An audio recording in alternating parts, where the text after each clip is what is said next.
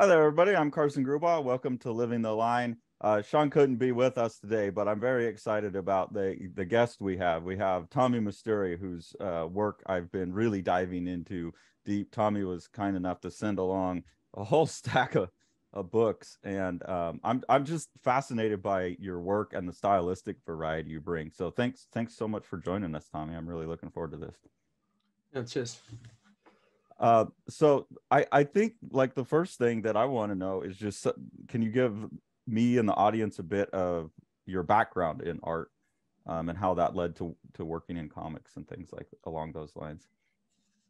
Yeah, well, of course, I've been into drawing all my life, but actually, I started with comics relatively late, when I was like around 20, 21, something like that. Okay.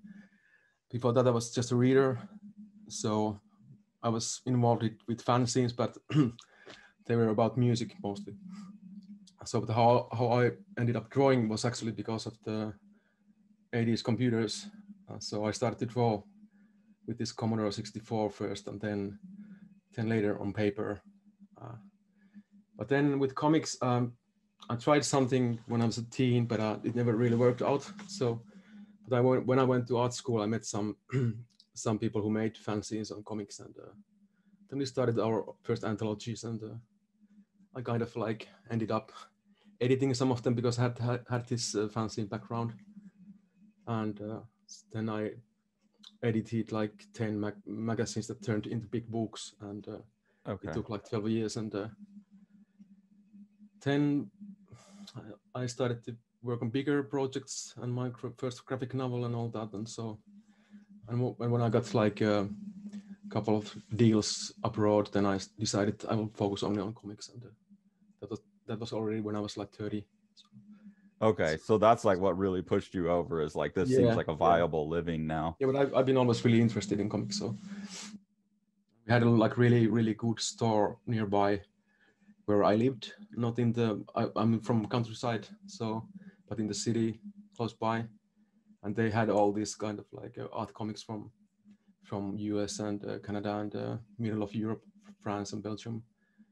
So I went there first to buy the like mainstream stuff, but then I started to dig deeper and ended up with the weird art comics. So So that was always available to you from a pretty early yeah. age So then. and they had like that's what like was like early 90s. So they had like a monthly mail order catalog. So Okay.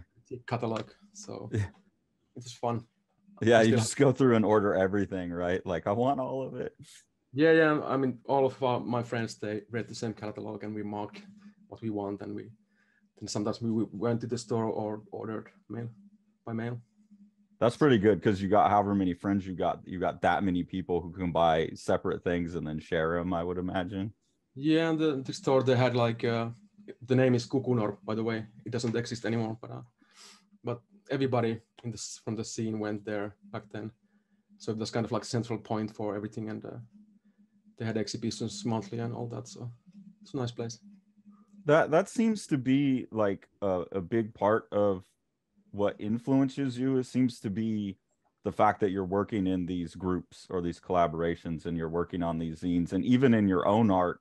I know you're all doing it, but you kind of take this stylistic approach that's all over the place where it almost feels like 20 different artists contributing.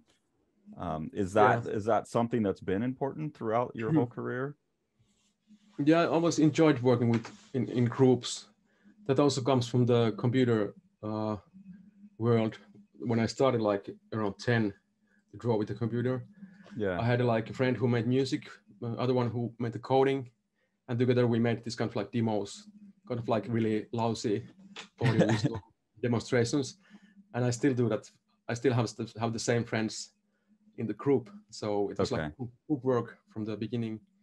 And also with the fanzines, I had like a friend. We made like lots of music fanzines when we were like teens, 14, 15, 16. Okay. And also in the art school, we gathered this kind of group around the anthologies. We had like 2 anthologies in the same art school. And every art school in Finland, they had like separate their own anthologies, and they were kind of like competing. So it was kind of like healthy competition. So Yeah, that would be great. Where can I ask where you went to school? Well, I went to Finland, in the north of Finland, to Lübecker art school there. So Okay. I didn't know about it. So. Well, I mean, that was just one of the things I was really curious about looking at your work, because not only are you working in a lot of different styles, but like your material processes seem all over the place as well. And it seemed like, okay, like he must have had some exposure to printmaking and all these kind of different approaches early on. Yeah, I studied graphic design for 12 years, actually. Okay. Did my MA studies in Helsinki later, but I've been studying printmaking a lot, so, and I've been designing lots of books as well, and it's kind of like natural for me to design my own books and do everything from the beginning until the printed book. So that's sorry, yeah. Go ahead. No, go ahead. The style thing, when I was like 18 or 20, I still had like one specific style, but in the art school I got I had been drawing with the same style a long time already, and it kind of like developed into this kind of like really clean line, really like solid, like precise works. And so I got a bit like bored with the fact that I had been doing it for a long time already. Yeah. So I started to destroy the style and try out different things, and I'm still kind of on that way. So because it's really like it doesn't really mean that I'm forgetting something from the past. I can always jump back in the old style. Yeah. And also like these experiments with the other styles, they can kind of bring new things to the old style. So it's kind of like educating all the styles at the same time. So you're that original style you're describing, is that pretty close to what, say, like the Samuel works are, where it's that really clean line? It's the Book of Hope. Okay. It's out from Fanta. It's the first book Mm-hmm. published in the US. But before that, I already had like experimented a lot. So, but with this project, I wanted to go back to my old style, and it kind of fit to the theme of the Book of Hope. That's kind of like a really slow pace, non-action. Yeah. Happens in the countryside, actually in the locations where I'm from. So that book was really touching to me, because it's about people finding meaning and hope, especially later in life. And I think I'm 41 now, and so I'm hitting like this midlife crisis, but it's a weird midlife crisis because I just got my first career job like 2 years ago. Yeah. So it's like I feel like I'm just starting being an adult, but also having that midlife crisis moment, about like, man, I really feel like I'm becoming old. And there was, in that book, there was some hope for me, that was really nice. Something about how that character goes about finding meaning, and like his relationship with his wife and stuff. I found that book really touching, and that style was part of it. It has like that perfect pacing for that story. Yeah, it's actually really like traditional, in a way, in how it looks, I would say. But the content, like the message, it's not really that traditional. So, but yeah, but I mean, I try to present this. The protagonist, he's this retired male who's living on the countryside with his wife, but of course I'm sharing lots of my own thoughts. Yeah. I'm also like trying to present like this kind of like man who's thinking about the like upcoming death and going through his life somehow. Yeah, it's a good book. I think out of all the ones I've read of yours, that one touched me the most personally. I think Future is the one, and the Future, this is what you're currently working on, correct? Yeah.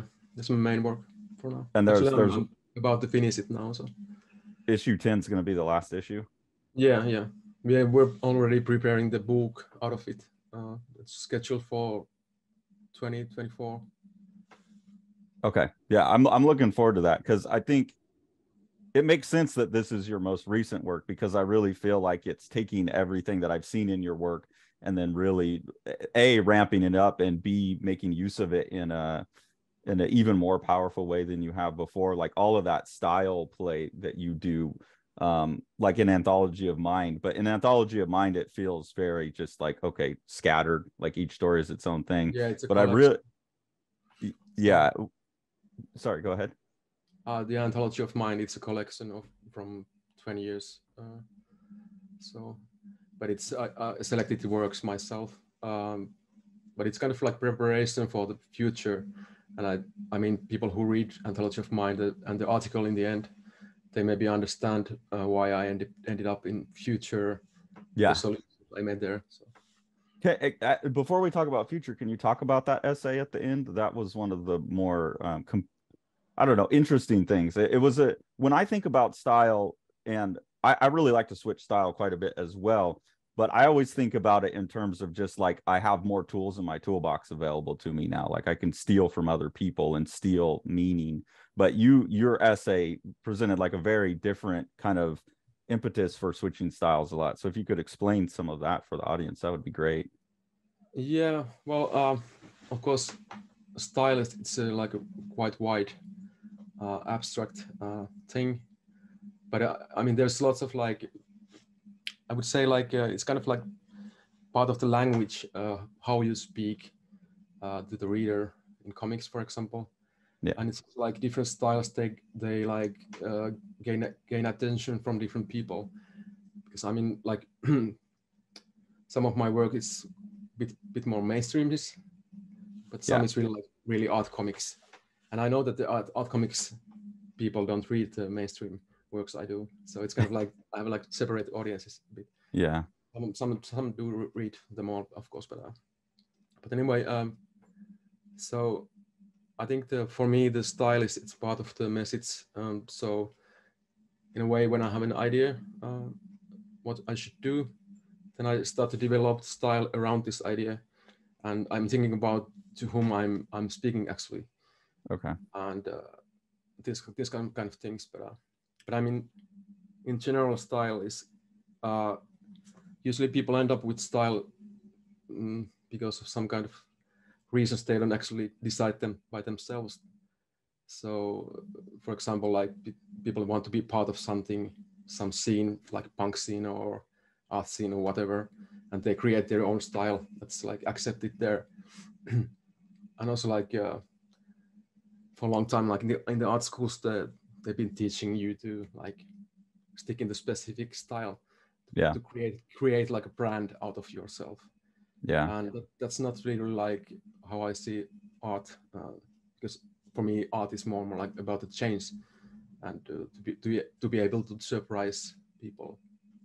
Because I mean, if I work with the same style all the time, I'm kind of like narrowing all the time the audience that I'm speaking to, because then the people who already know that this is Tommi Musturi and this is his style, they don't really see my work anymore. But when I change all the time, then like I gain attention from different groups all the time. So do you feel like there's also a risk in that the people that say someone who signed on for Simply Samuel and really likes that clean line, bright colors, almost like psychedelic kind of thing, and then they like check into something else where you're like doing this like crazy painting and slopping all over, do you think you're gaining and losing, or do you get a sense that people are kind of along for the ride no matter what? Yeah, it's risky, of course, and lots of people get angry because they don't get what they expected. Yeah. So that's also like part of my way of doing it, in a way that I want to keep the reader somehow awake. But I mean, I've been doing it now for so long time, like changing all the time, so people already expect it from me. So maybe I now should stick up with the same style all the time. Yeah, that would be surprising, but yeah. But somehow it's also like it's part of the ways of capitalism that like using styles and stealing them and consuming them and all that. So, but I think where I'm aiming at is some kind of like mash up of everything. I don't know how it will work, but let's see. Now I'm working with Future. That's kind of like really enjoyable to do because I can use any style basically. But after this book, I will actually work with Samuel again and make third book. So it will be like a really strict style actually. So let's talk about Future a bit then, because I didn't realize that Anthology of Mind was over 20 years worth. I just thought you were kind of like working in a lot of different styles intentionally for that book. But with Future, you take that multi-style approach, and then you really like use it to convey like a pretty straightforward, well, I shouldn't say straightforward, but there's a pretty clear like structure and message and narrative that's going on in that one. And there's a kaleidoscope effect or something like that, where the story, like the point evolves as these multiple stories interact with each other. And I find that really a compelling storytelling structure. So I'd love to just hear more about that and your rationale behind it. And Yeah, with the Future, the why I ended up using styles like or different styles in one wholesome. It also actually comes from the team, the Future. That's like really abstract. You cannot really know what's happening like half a year ahead. At yeah, least like you can see the past 3 years, for example, what happened. I couldn't really imagine what could be happening during the process actually. yeah, So because the team is so abstract and I knew it, I kind of like needed some or a lot of like different perspectives in this team, and that's why I took these different styles that kind of present different timelines or different locations or persons, and they kind of like reveal their world and their like approach to living or future or what's happening. So the styles, different styles come from that fact. So they give the different perspectives, and it's also like some readers they enjoy some style, but they don't like the other style. For example, I must mention that like some of the styles are, I don't even like them myself that much. interesting. I'm just like using them to tell the story of this some specific people. So yeah, but I don't know. Do you have some other questions No, on that? is there an example? You said some of them you don't like. So is it, like which storylines in the Future It's are the the ones where reality. you're like, It's the reality show. That's kind of like okay, really like a grotesque dystopia about this like Saturday night show on like that's streamed to everybody in the world. So yeah, and it is a gross style, kind of intentionally, yeah, but but it's kind of like fun to do to toe, but I don't like the appearance in a way. So, but it's delivering the message or the stories I want.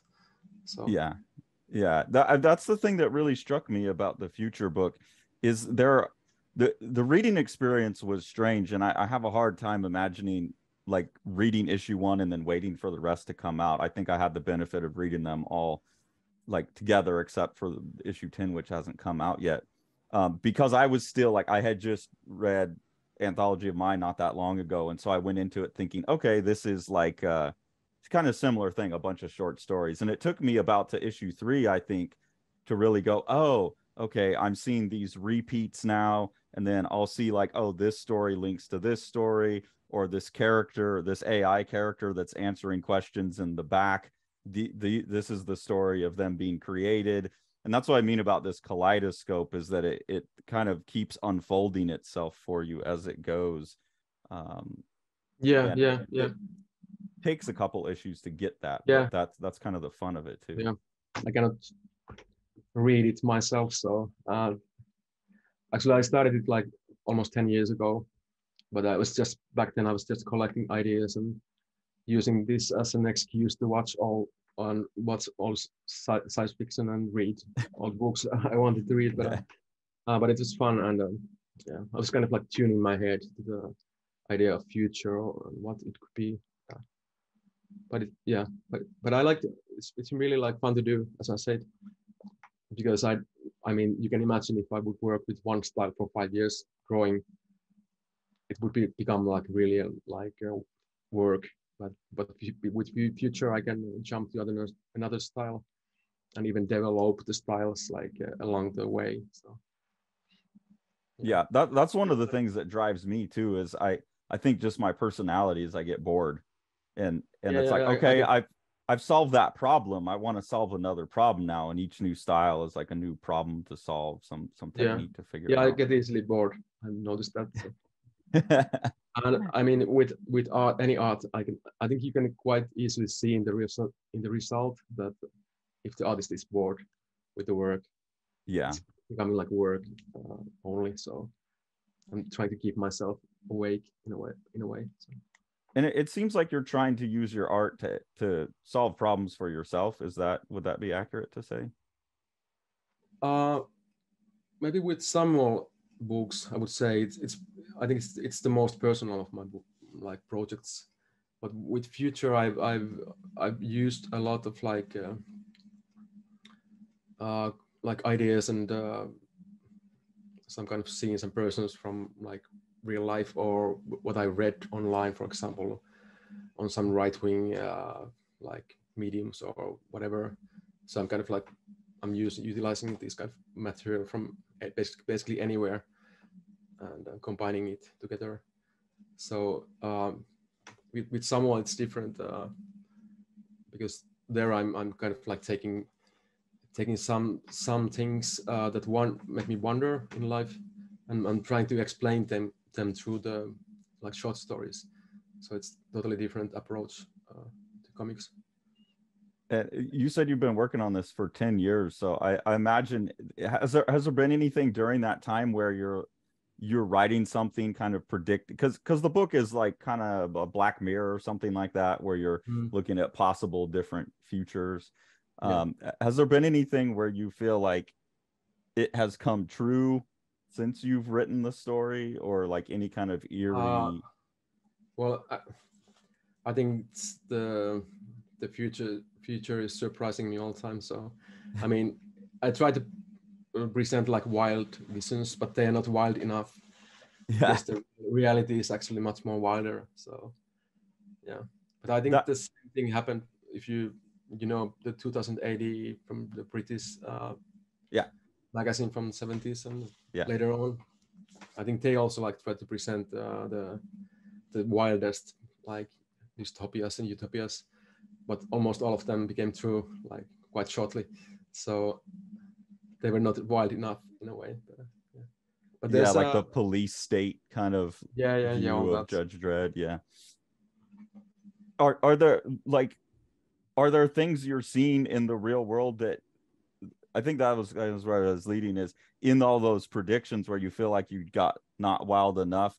Are there instances in the real world that you can point to that are like that thing came along and was even fucking crazier than I thought, or like that showed up in the book and then I saw it and I go, oh my God, like I don't want to deal with this? Or well, one thing is in the future there's this artificial intelligence called Ida, and when I started to write about it, it looks like maybe 7 years ago. After that, there's been lots of like progress in AI things, and so quite many of the things I present in future they actually happened in a way. But then, for example, the virus COVID pandemia, I changed. I included it in the book. There's like short mentions about it, but like for example, the current war in Europe, it's something I was thinking about. Okay, shit, this maybe should I change something in the or include something about this? But it's like too complex and too wide, I think, to have it here in the future. So to put it in like the last issue without being able to build greater context. Yeah. So I mean, I wrote the whole thing before I started to draw, but I wrote like not really detailed script. Okay. So, but I had like a script that I'm like with every issue I'm like going through it and maybe rewriting everything and adding something, taking away something, and so I left like room for kind of like changes and also like jamming because I think it's important that you don't have really like strict like a script to follow in such a long process, and it's because of the team as well. So that original script covered all. It was like an outline for all 10 issues. Yeah. Wow. Okay. But Yeah, I that mean, would have to be pretty adaptable. yeah, but I was collecting the ideas and writing for 5 years behind my other like projects. I'm Okay. always working with like multiple things. So yeah, but Yeah. for the past 5 years, I've been mainly drawing future. But if you didn't leave yourself that room for improvisation, that would feel so locked down to have a script that you spent 5 years on, and okay, now I'm gonna I think I would. 5 years just religiously drawing what I wrote. Yeah, it doesn't go like that. So at least not for me. So. It doesn't seem viable, especially for the topic at hand. Yeah. And yeah, I can only imagine, like, okay, I'm writing a book about the future, and then in the last 3 years we've had COVID, potentially World War III, and then as I was reading the book, obviously for me, given what we've been playing with these AI art making things, like that was a really pressing concern that I was looking at while I was reading the book. And I was kind of curious while I was reading it too, like, because this AI stuff has been just demolishing my idea of what the future is going to be, and like scaring the shit out of me. And I was attaching that heavily to what you were doing in the book, especially with the Ida character, because the answers are so hilarious because they're so removed. And that's a bit terrifying to me. I'm sorry. But that's what it's going to be, right? Yeah, I suppose so. I don't know. Yeah. But I mean, like, there's been lots of artificial intelligence with comics or used in comics lately. Yeah. The past 2 years. And actually, you presented this issue of Kuti magazine. Yeah. With a digital team, and we had some AI comics there as well. So. Oh, yeah. In the Cuddy? Yeah. Is that how you pronounce it? Kuti? Kuti. Kuti. Okay. Kuti. It means tickle. Like tickle someone? Yeah, but it's like double meaning. It also means like a bullet. Okay. So you're getting shot and tickled at the same time. So kind of like funny and grotesque or brutal thing in the same meaning. So. And that's been going for quite a while. Is that one of the anthologies you started in school? No, that happened like later when I moved to Helsinki from after the art school, and there was lots of these people actually who I'd been making comics and anthologies. They graduated from different places and came to Helsinki. Okay. And suddenly there was lots of like art comics people who didn't have studios or job or anything. So, and we hanged out in bars mostly, and all worked home. Okay. But so we decided to like rent the space, a studio, and also like we started to speak about making this kind of magazine quite shortly. And it's like going on since 2006. And there's like about 60 issues of it out now? We're actually now working on number 66. Oh, wow. Okay. Yeah. It's an impressive thing with a huge variety of stuff in it, which is really great. But it's there's lots of people involved with Kuti. I mean, now it's an association of plus 50 people. Oh, wow. So, I mean, I'm helping all the time with the magazines, but there's like changing editor for each issue and all that. So it's not only me or my friends. It's like actually like 30 people who work with it.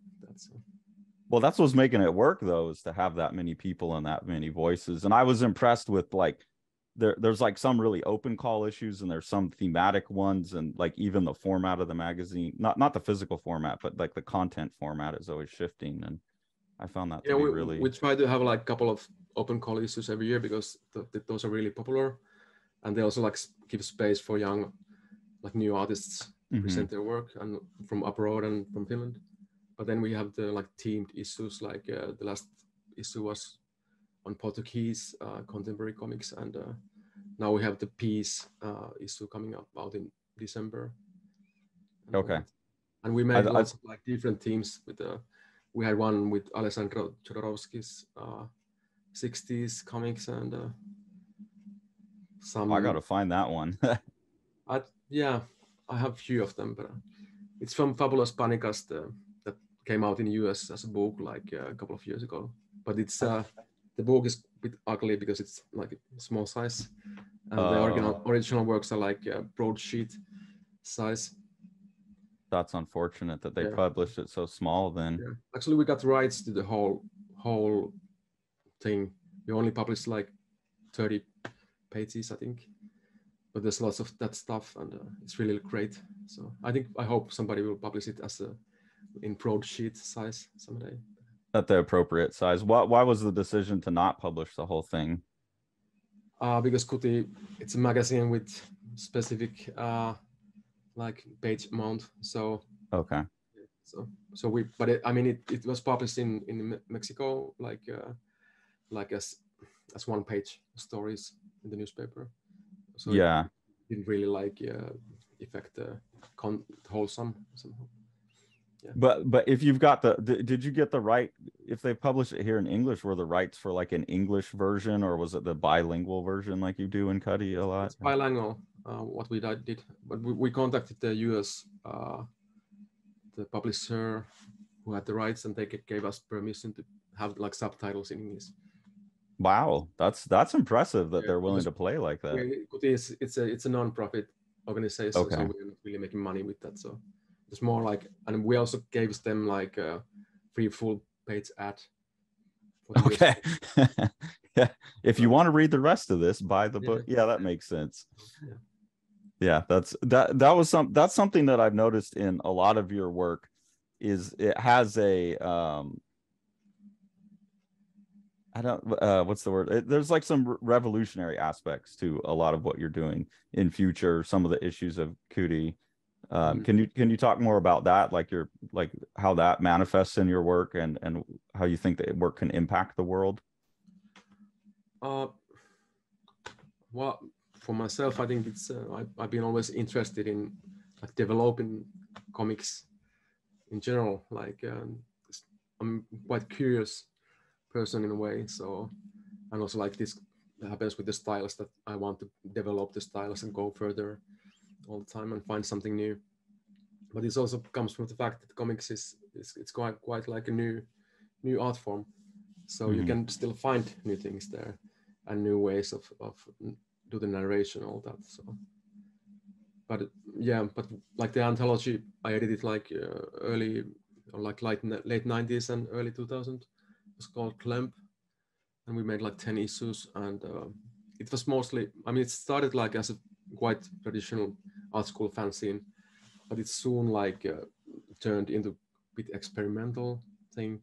So we tried to experiment with comics narration and use painting and all kind of like different ways to approach comics narration. And so the people who are in Kuti Kuti, I think they also like share this kind of like interest in like trying out different things with comics. And it's not really that easy anymore as it was in like late 90s, but because the art comics, they are everywhere. So, but we should be celebrating that, right? It's like that's kind of the world we want. There's like there's less and less new ground to cover as that happens, but I think it's exciting.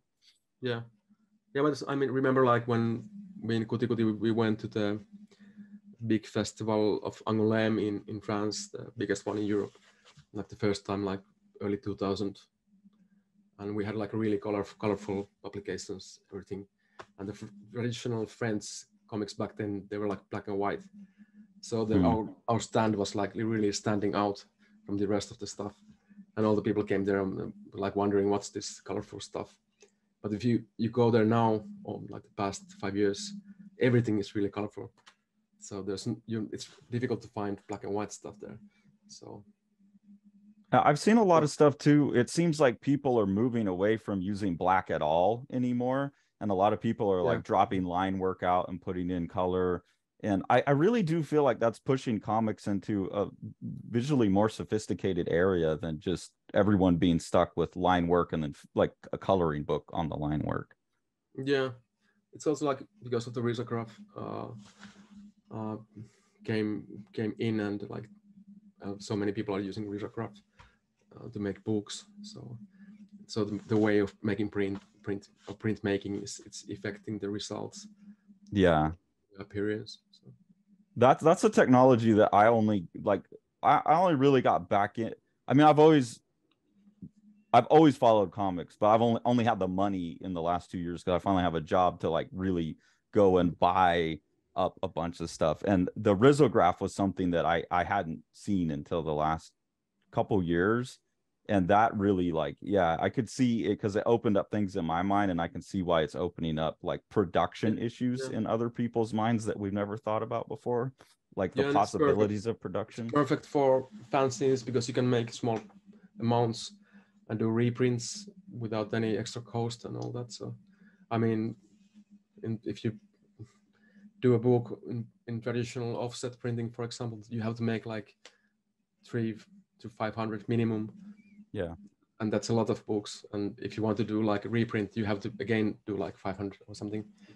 But with the Risograph, it's kind of like ecological in a way of doing books.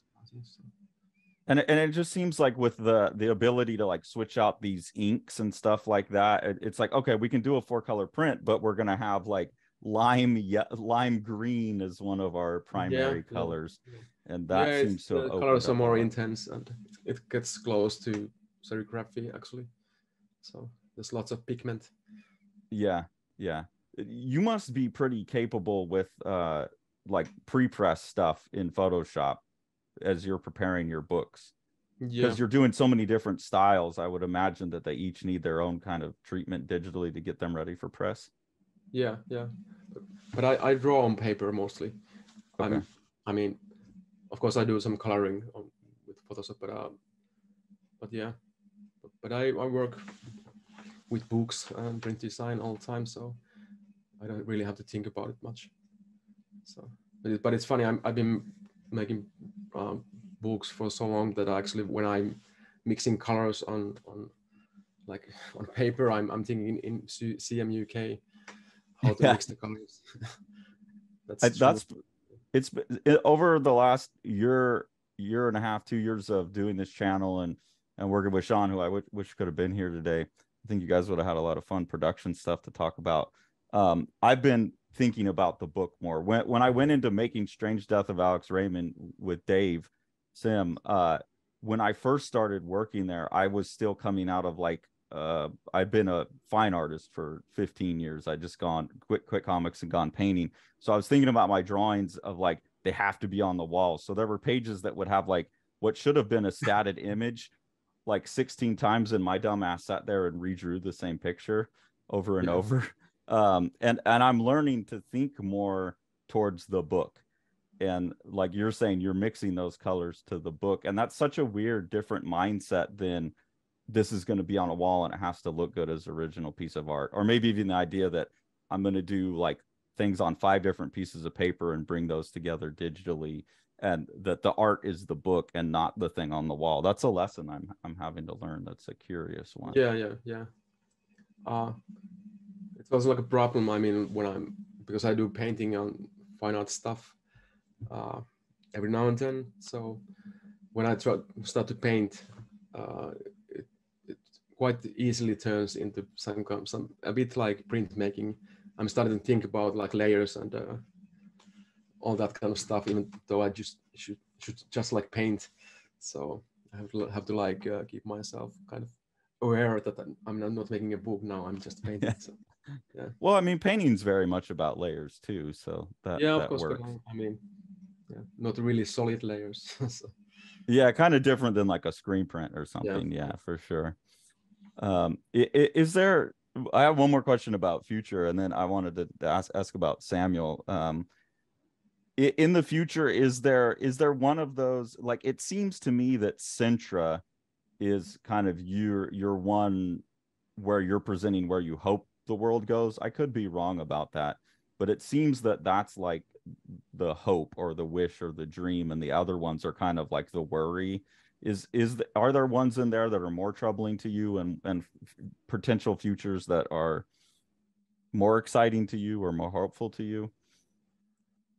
Yeah, the Central, it's certainly like an ideal place in a way, but it's not really like an ideal place I would propose myself. But it's actually based on dreams I saw like for a long time about a city, the same city. I went to the same city like in 20 times maybe in dreams. Wow. And it was like the most happy place I ever went to. And I tried to like draw that in the future. So, but it's not really like my ideal in a way. Of course, like I mean, it's maybe a bit too hippie in a way. Okay. But but what I try to present there is that it's like this kind of like home, like a good place that has nothing, has no problems. I don't know if that kind of place exists anywhere, or it's just an ideal. But anyway, and I'm trying to like deliver this to the reader in a way. Maybe I suppose some people get really like angry with Centra comics because there's a lot of text, but it's also like with the style I draw, it's like sophisticated and kind of like dreamlike, with blurry watercolors, pencil stuff. So yeah, I would think the art would be like the art is like really soothing, which is what it should be for this perfect dream world. So I would imagine as a reader, I know my experience of turning to those pages was it's the breath of fresh air. Like, oh, okay, we're back in Centra. I get to. It's certainly different. It's kind of like key story inside the future. Yeah. But it's one thing that affected this Centra storyline is the book from William Morris, British. I think it's from Britain, like 1800. Yeah, arts and crafts movement artist. He has a book called, I think it's like News from Tomorrow. Okay. And it's telling about this guy who wakes up in a place a bit like Centra. It's kind of like in a world where is no problems. Everybody's helping each other, and it's kind of like it's a nice book. It's a bit like frustrating in a way, because it's also the same thing with Centra, because everybody is so helpful, and everything goes like on like really smoothly and all that. So yeah. Well, and that's when I was reading it, especially couched in the rest of it, I had to wonder, like, is Tommy trying to say that this is where we should go to, like as something that actually seems possible, or is this just like acknowledged as a dream? So it's nice to hear that you're like, well, that would be nice, but obviously that relies on no bad actors, and like that just seems unlikely. Humans are much more complex. I think it's impossible to have a world like that. So something strange would happen. It's an unfortunate truth, but I have encountered a lot of people. Like I had a friend that was she's a Buddhist and an anarchist, and she would always talk to me as if there were some state in the world in past in the history that was kind of like Centra, back when humans were, I don't know, roaming around nomad before the agrarian culture or something. There was some state that we could reach that used to be like that, and one like psychopath with a mutant gene came in and taught us agriculture and society and like ruined everything. And I always thought that was kind of a funny vision, that there ever was a human state like that. And Centra has that. Sorry, go ahead. Actually, some readers have been like reading this Centra storyline, like they're waiting for something bad to happen all the time. That's what I heard, and like in the Wicker Man movie, for example, like it's kind of ending or something like that. But I can spoil that there is no such ending. So. But I will have a Centra story in the last issue, and it will be different, I can say. Okay, I look forward to that. It has been the antidote to all of the bleakness, because me and Sean dealing with the AI stuff so much, I think I've been since June just stuck in a very bleak vision of the future, where everyone's like coming home and plugging into their own personalized entertainment based on the prompt that they enter, and there's no like collective narrative glue or any of that anymore. And so when I'm reading future, it's just like exacerbating all of my worries. But I mean, like during the pandemic, and also like during the upcoming or already like recent food crisis, there's like in Finland, there's been lots of like discussion, and I know in Europe as well, like that people want, maybe some people move to countryside and they start to live there, grow their own food and all that kind of stuff. So maybe, yeah, I don't know.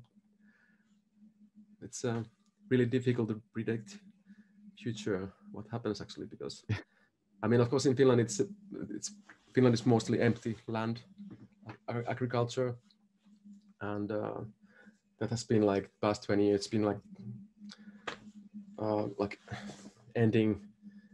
People move to cities, but now it's because of the pandemic. There was lots of like people going to countryside again and starting like something new for themselves. So, do you get the sense that they're staying, or is it now that it's over, like people are going back to the cities? Maybe if the pandemic would have been here for 10 more years, then. But yeah, I think if they will go back to the cinema and McDonald's quite soon. Yeah, that's what I'm seeing here in America. Is it was like this that early like flight from San Francisco and New York and LA and stuff like that. I mean, I got lucky. I got a job and I moved from California to Alabama, so just kind of put me in a more rural on accident, and then I get to stay. But I have a feeling that like a lot of people are heading back to the cities now, that it was just like a nice little farm vacation and then life takes back over, which is kind of unfortunate. I suppose it was like that. Yeah, but at least it gave like an idea that there can be something different, because yeah, I mean, some kind of mix. Yeah, but it's not really a long time ago when everybody used to, like in Finland, for example, grow their own food on the backyard and all that. So, I mean, my parents do it still and all that. So, wow. Yeah. Yeah, I mean, that's a skill. That's a skill that's lost. At least here it is. Yeah. I'm still trying to figure out how to deal with the vines in my backyard, much less grow my own food. So it's a big problem. Anyways, we kind of skipped over the Samuel stuff. I apologize for that. So I had done a review of Samuel, and the way that we started talking was you had left a comment explaining kind of more about what the Samuel series was, and I found that illuminating, and that's why I initially like, okay, cool, great, we got to talk about that. So if you could explain to people more about the Samuel series and what that is, and it sounds like you're coming back to it. Yeah, I started like, well, I can tell it's a mute comic without any words, and there's also like lots of rules for in the comic, like the character doesn't have any expressions on the face and all that. Okay. And but I started it like actually when I was like in the middle of the Book of Hope. I already had like drawn 3 parts of the Book of Hope, and I was starting to feel a bit tired with and I needed something different, and I started to develop this like comic based on like fantasy, or like on idea that anything can happen at any point. That was like one of the main slogans for Samuel in the first place. But it's also like one of the main like characteristic things for comics, like that anything can happen at any point. And it's not really possible in literature, for example, maybe in poetry, but in animation and comics, it's more like it's really natural to have something really weird happening all the time. And the reader connects the panels. So this was kind of like the starting point with Samuel. But I first was just like actually practicing like how to present the emotions through like body language. So, and that's how the character got born. It was in my sketchbooks, and I was just like drawing that for fun. And then I went to Africa for a couple of months, to Benin and Togo and Ghana. This like 15 years ago, something like that. So, and I was actually planning to work on the Book of Hope there, but then I didn't really feel like I could actually draw like Finnish countryside in Africa. So I just like threw away the Book of Hope for a while and started to like get sketch the nature there, and the nature was really like psychedelic, and those sketches became the landscape where this little character lives in. And I made like one short story on Samuel in Africa, and then I made another there. And when I got back to Finland, I started to have more ideas on the character, and I drew them all. And suddenly I noticed I had a book. So there was like no plan to make a book in the beginning. I was just like making like a story after story. And that's one of the interesting things about the reading the Samuel books, the two that are out already, is there's a sense of like a continuous narrative, but there's also a sense that like, oh, well, these came out separately. This is like a 4-page story. This is a pinup. This is a 2-page. And there's like a weird vacillation throughout it where I kind of get a continuous flow throughout the whole thing. Kind of feels a bit like, like the Jim Woodring approach, where you just have a character almost like in a side scroll video game it's just forward momentum. But then you'll get these pages where you just like, okay, I'm going to take Samuel, but now I'm going to draw him in a bunch of different costumes or something like that breaks the flow. But there's still like a logic to it. Was that just a natural thing, or was there something you're trying to communicate in that approach? As I told, like it's really like in a way personal comic for me, because I'm presenting like my own values in someone, a lot of them. So, but I had like from the beginning like an idea that I will make the stories based on one word, like really abstract word, like religion or home or friendship or art or whatever.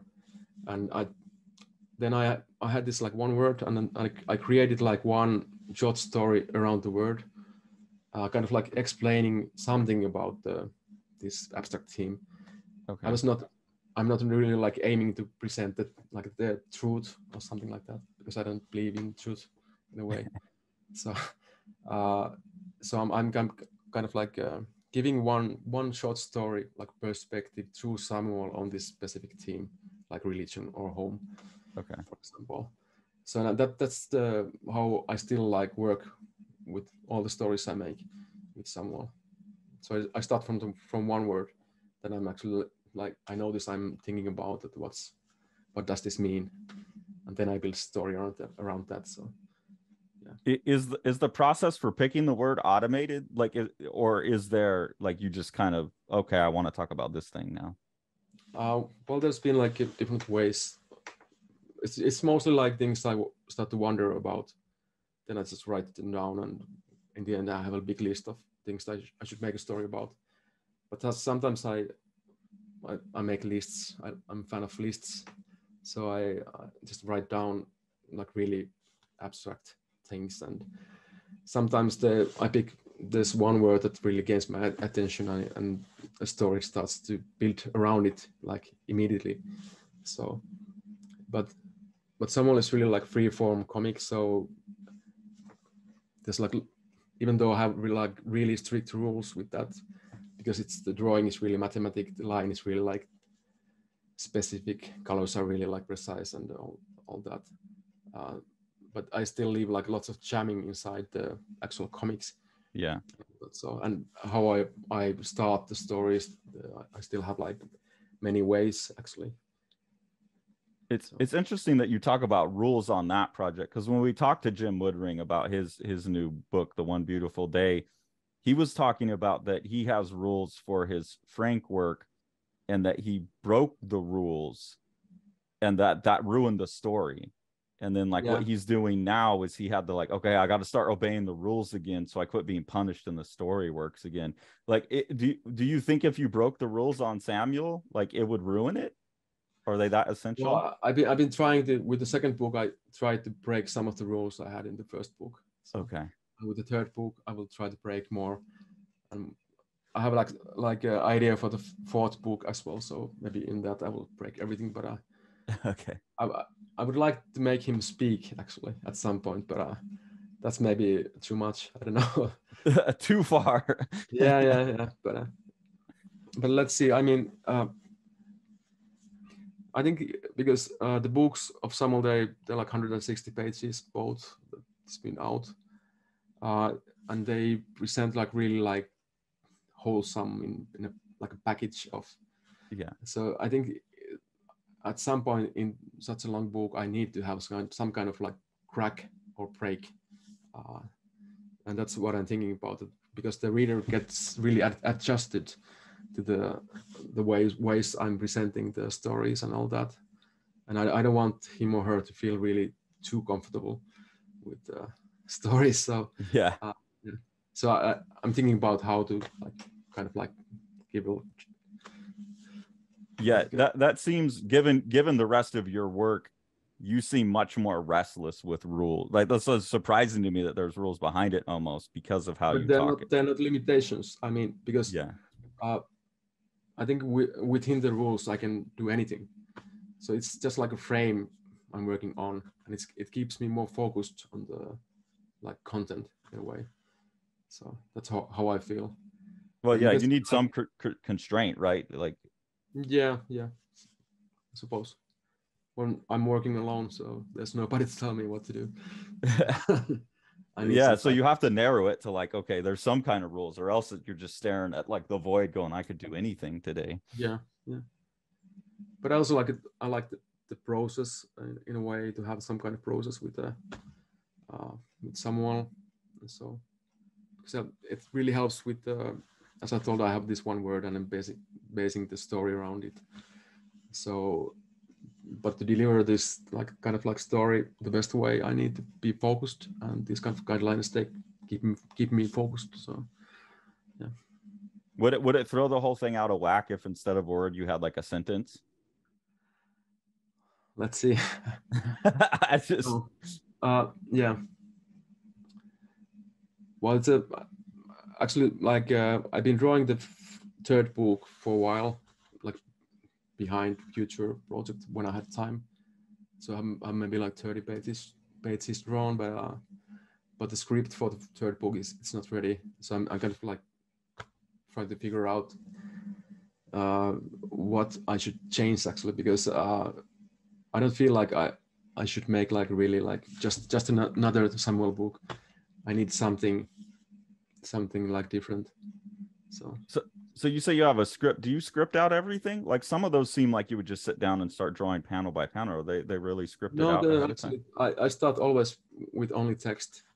So all Okay. the Samuel stories, they're first written. So I have like a like simple explanation what's in the panel number one, and then after that I make like a really small size, like a kind of like a storyboard that only actually contains like the character and where he's looking at and where he's walking or all that. So it's mostly about someone's movements on the page or on the spread, all that. But I start from the text, even though it's a wordless comic. So, but I do that with all my work. So. Yeah, that's surprising, because a couple people we've talked to that do these silent kind of wander comics have all said that, which really surprised me every time, because like, I always thought you just kind of draw one panel and draw the next. It's interesting. Like, I think you, Jim Woodring, and Andy Barron, who I relate those, like the Andy Barron's Ohm, Jim's Frank stuff, and your Samuel stuff all kind of had that video game side scroll wander structure, usually Yeah, without dialogue.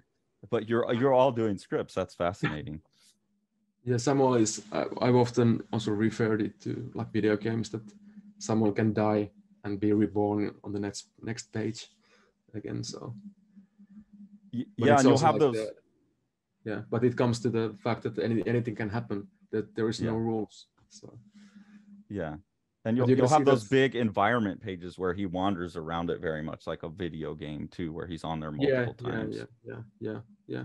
Actually, I was talking with some of my friends. Maybe we will make an 8-bit game out of this someday. Let's see.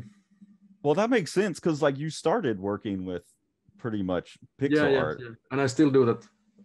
Like last weekend, I was organizing this event with my friends, and we had like almost 300 8-bit freaks spending weekend together. So, yeah. Well, and some of the illustrations you do with those are crazy. Like you just posted one on Instagram today. Like your colors are insane. The way you organize that. Yeah, but that's like a hobby for me. I mean, I just like it's fun to do, and I'm doing it with my friends. So yeah. And that was the original way that you were doing art too. So it's fun that you're still going back to that and developing that further. Yeah, I had a break like early 2000. Like I didn't do anything for 7 years maybe, but then I went back to the machine and kind of felt like home again. So Well, that's good. yeah, yeah. Actually, my daughter enjoys doing that as well. So yeah. Something about the tedium of filling in each square.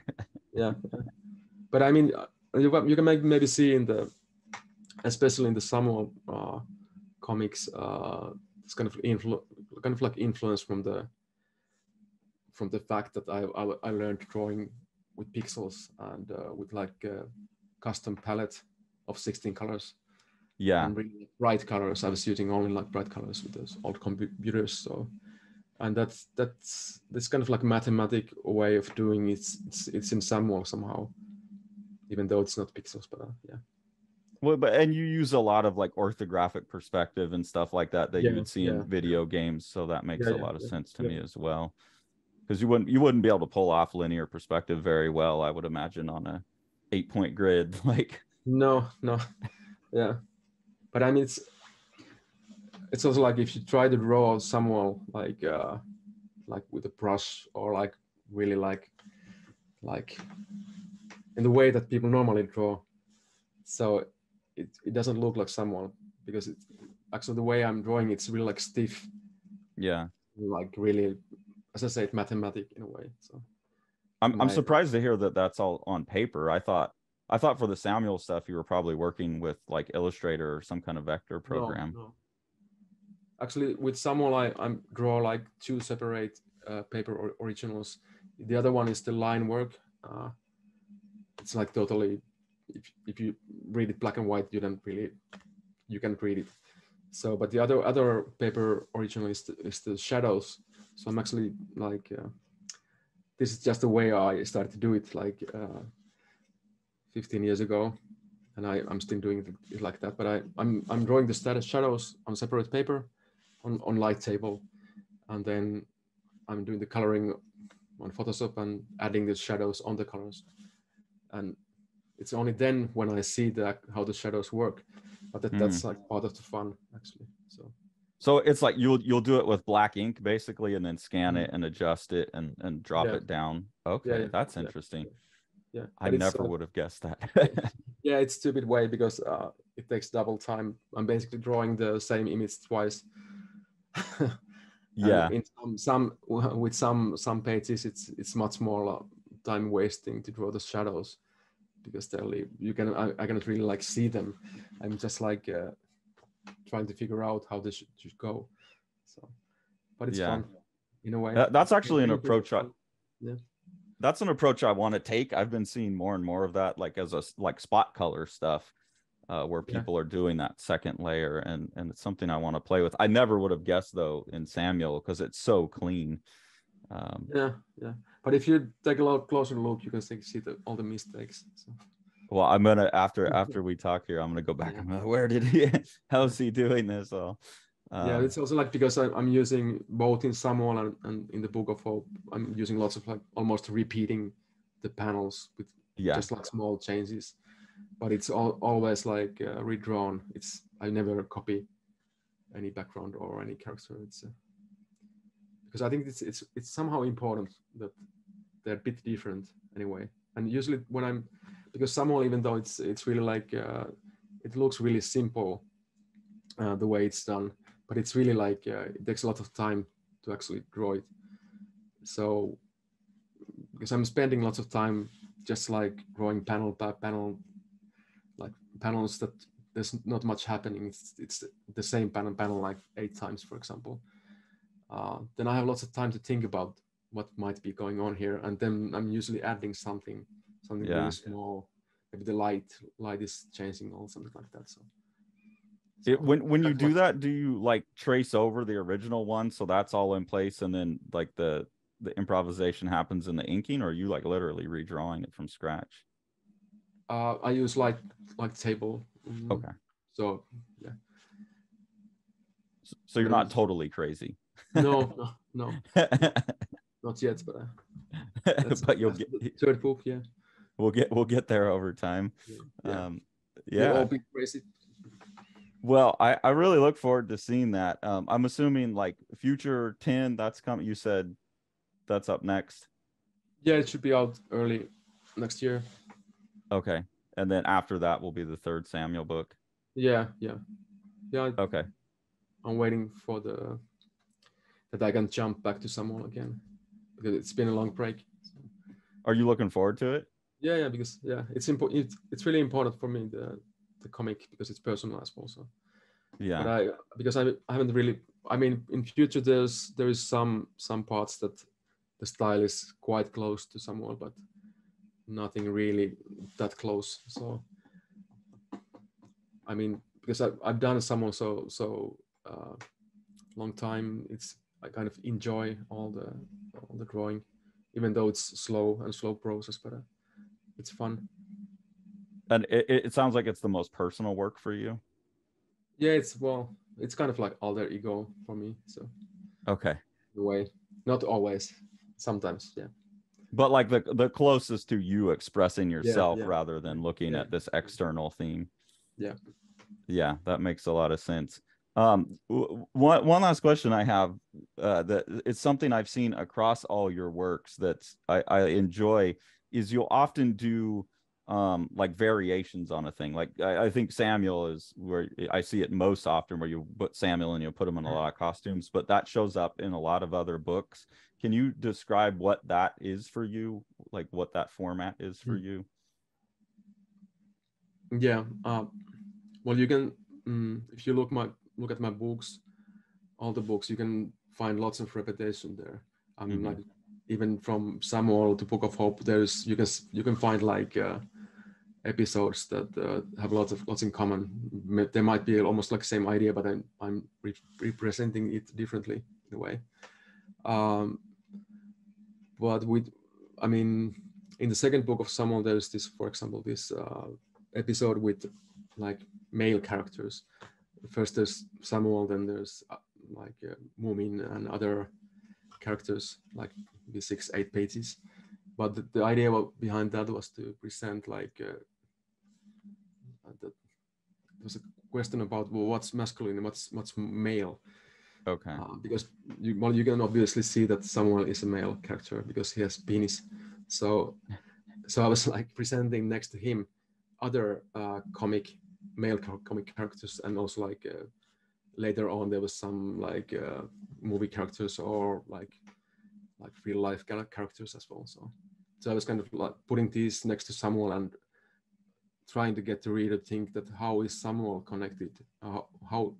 What means that Samuel is a male, and how is his gender actually, and all that. So that was the basic idea behind that. But of course I was playing with this thing, so I was having fun. But yeah. But it's like a play with categories, right? Like you're playing with category, and it kind of looks like a catalog approach. You do that in Future as well. I think it's at the end of one of the central ones, they all fly a kite, and then you have a page that's like variations of the kites. Like a catalog, like you could buy them. Yeah, I kind of enjoyed that. So actually, when I was a kid, I saved all the catalogs. Like I saved the catalogs from the comic store in nearby. Yeah. So I saved everything, but I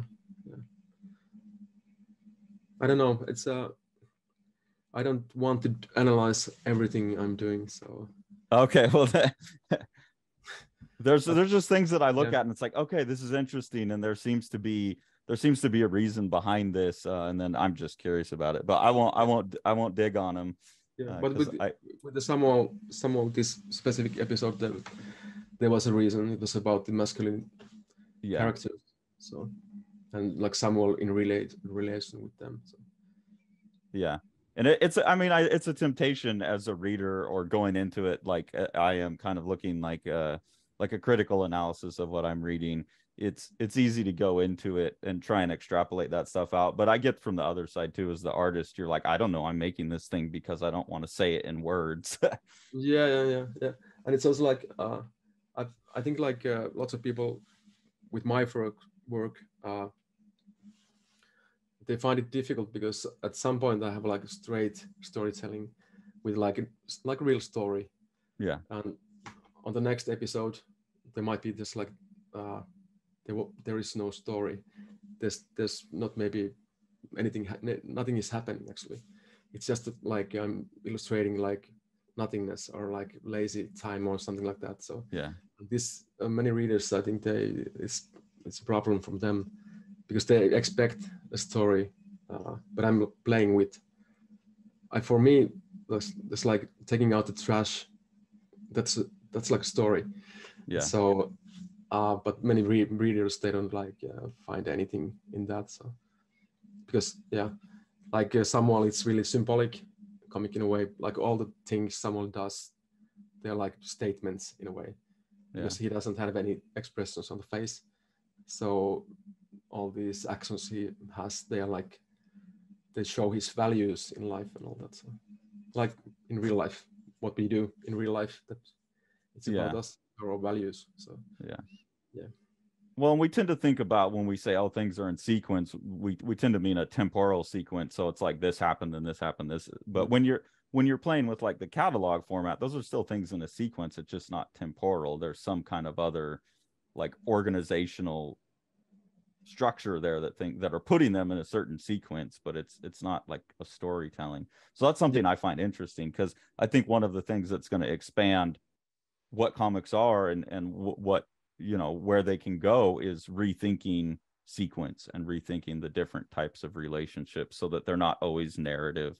And that's something that I appreciate in your work. I'm really interested in that because I often play with myself, like I just take two images, like random images, not done by me, and put them next to each other, and quite soon I will connect them somehow.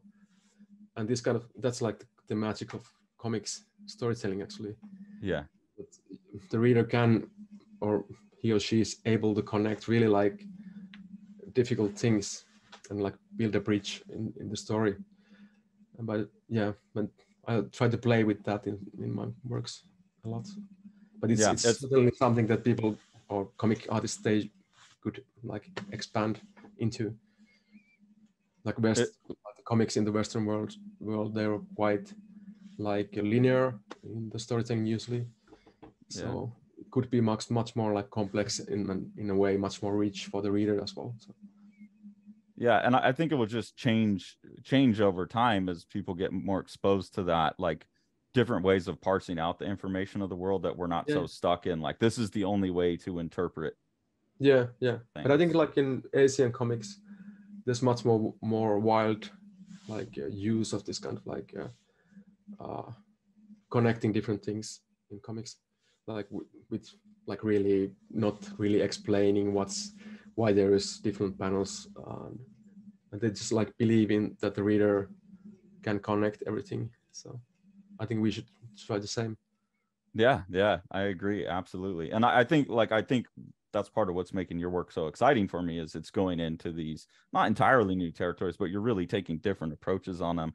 And then seeing your work, I see Samuel and I go, wow, this is really cool, I really like this. And then I say Anthology of Minds, what the fuck is this? Like, where did this come from? Like, I got to grapple with it. And then, but by the time I've read like all of it, it really creates a oddly synchronized picture of something, and that's also fascinating to me as well, that each new book is an entry in like a larger kind of single project almost. Yeah, and it's, even though it's one big mess in the end, but it's as I said here, it's somehow it's all connected, all the books, they kind of connect to each other. So there is a reason why I made Samuel. It was because I was bored with the Book of Hope. I needed something different. and from Anthology of Mind, it was like the explanation for future project actually. So okay. Yeah, you had to stake your ground on style so you could go do future. Yeah, actually I made this comic called Ötzi. It's about the mummy they found in the Switzerland Alps, like early 2000 or something. But there's some parts in the Anthology of Mind actually. This like strip comic. But there's a book about it, but it's only out in Finnish because the actual stories they relate with the Finnish society, and it was kind of like maybe not that interesting for most of the people abroad. But anyway, but in that comic, I convinced the editor of the newspaper that I could use any style, and it was the first comic I tried this kind of approach. But it was also like a test flight for future in a way. So because I was already back then thinking about making it like a kind of like science fiction book about the future. So am I correct that not Tommy, Samuel shows up, like there's a spaceship that crash lands that look like Samuel, right? So they get interlinked in that way too. That cracked me up. So I really enjoy that. I enjoy that it's like everything can be consumed separately. Even within a book, you could strip out the centrist story and just read that on its own, and it works. But then you're kind of continually building this bigger project, and I think that's an amazing approach. And yeah, I really like anyone watching this, I would encourage you, like check out the review that goes for all these books, and then go get them. Please go get the books, because it really is like a life project almost. And I think readers will be richer for having read the whole chunk of it and not just an individual book. So yeah, please go support that. Or besides future number 10 coming out, are there any other things you want to promote? What else? With Kuti Kuti, we're actually starting like a new series of 4 books. We'll do like the first one is coming out early 2024, and it's about like Finnish contemporary comics. So we'll make 4 books with 12 artists each. Okay. There will be like English edition and a Finnish edition out. That's something we started just now, and I'm part of the editorial for the first book. So it's like an anthology. Yeah. But like edited. So we want to make it really like a good package and like wholesome, not just like a collection of stories. And it's all new works. So is there a title for that yet? No. Okay. We're going through that. So we try to find a publisher in US for it, so, or at least a distributor. So let's see how it goes. Okay, cool. But I look forward to seeing that. Yeah, but I've been working for so long time with future that I think I will have a couple of months break with comics. After that, I will just try to paint something, or go fishing. Fishing. Yeah, I'd recommend the fishing. Yeah, maybe. I mowed the lawn this morning, and that was a great experience. I highly recommend it. Yeah, just. Well, yeah, thanks so much, Tommy. I really appreciate you taking the time, and I really do hope anyone watching this goes out and grabs. They go to your website and they can get it all, pretty much, right? Yeah, maybe. Yeah, but I mean, in US and Canada, there's quite many stores that sell my books as well. But I mean, I'm selling most of them, not all the English editions, but for example, Future is available from me. Okay. And I have like tons of fanzines and all that stuff. So yeah. So we'll send people your way. Hopefully some people will go snatch up the whole Tommy Musturi collection. We really appreciate you taking the time, Tommy. Thank you. Yeah, thanks. And hopefully we'll get to talk again as you have projects coming out. Hit us up. We'd love to help you promote them. I think we'll try to get to US someday. There's some festivals there. Oh yeah, if you do, I'd love to meet up. We're thinking about doing. I think it's Mocha. I don't know. I got to talk to Sean. There's one that I might go to in April, and it would be awesome to see you there. We're gonna try and get like all of the people that Sean publishes there, so that'd be fun to meet up there. Yeah. All right. Well, great. Thank you so much, Tommy. Thank you. Appreciate your time. Yeah. Make sure to like, smash that subscribe button, and ring that bell.